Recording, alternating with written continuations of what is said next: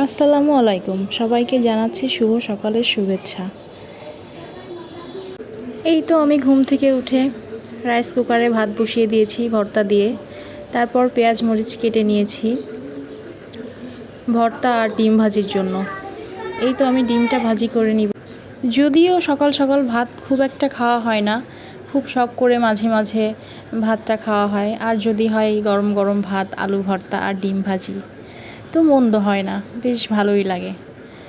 তো যাই হোক, এদিকে আমি ডিমটা গুলে নিচ্ছি, নিয়ে ডিমটা ভাজি করে তারপরে ভর্তাটা মেখে নিব। এই তো তারপর আমার ডিম গোলানো হয়ে গেল।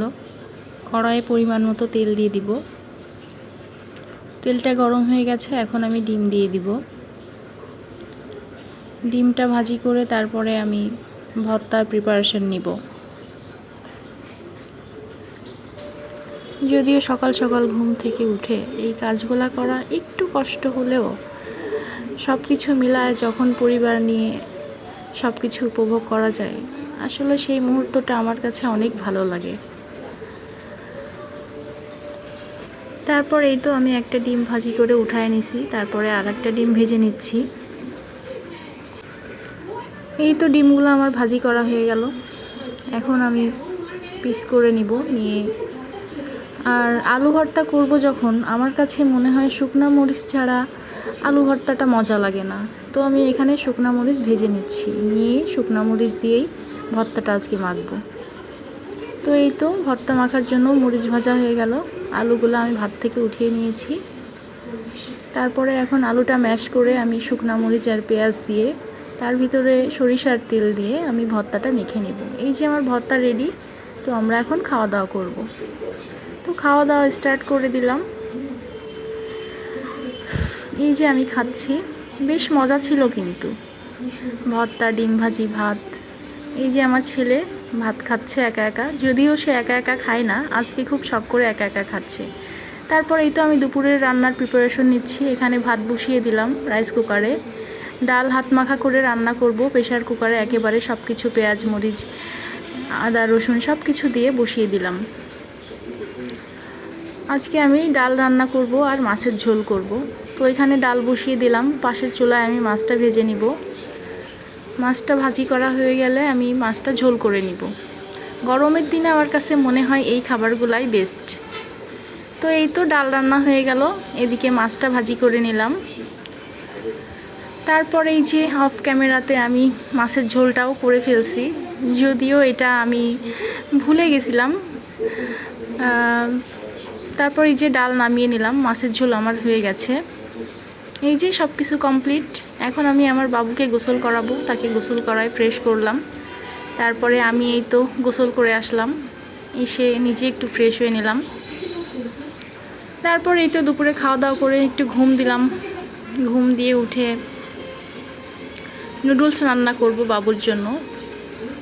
তো এই তো আমি এখানে মিস্টার নুডলসটা রান্না করে নিচ্ছি, জাস্ট পানি দিয়েই রান্না করব, আমার বাবু এইভাবেই পছন্দ করে। আর এদিকে চা বসিয়ে দিলাম। বিকালবেলা সন্ধ্যাবেলা চা না হলে তো আসলে চলেই না। তো যাই হোক, এখানে চাটাও হয়ে গেল রেডি, নুডলসটাও হয়ে গেল। আমি বাবুকে নুডলস দিব এখন, সে আমার জন্য ওয়েট করতেছে। তো এই তো চা হয়ে গেল, চা নামিয়ে নিচ্ছি।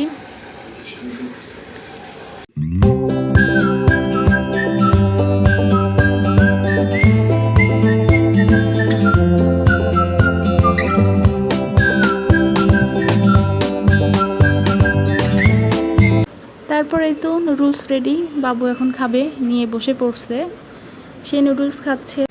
আর এই তো আমি পাশেই আছি, চা খাচ্ছি। আসলে সন্ধ্যাবেলায় এক কাপ চা হলে আমার আর কিছুই লাগে না, মনটাই ভালো হয়ে যায়। তারপর এই তো আজকের মতন আমার ব্লগটা এখানেই শেষ করছি। তো ভালো লাগলে আশা করি সবাই ভিডিওটাকে লাইক দিবেন, কমেন্ট করবেন ও আমার চ্যানেলটাকে সাবস্ক্রাইব করবেন। ধন্যবাদ সবাইকে। ओ सजनी रे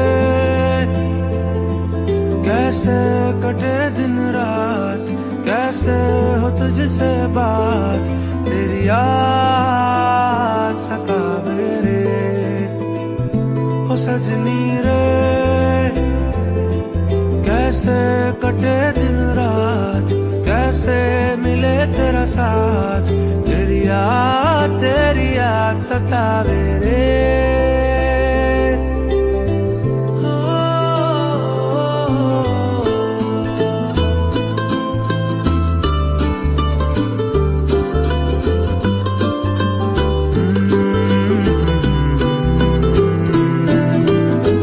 कैसे घने रे बदरा घिरे, तेरी कमी की बारिश लिए।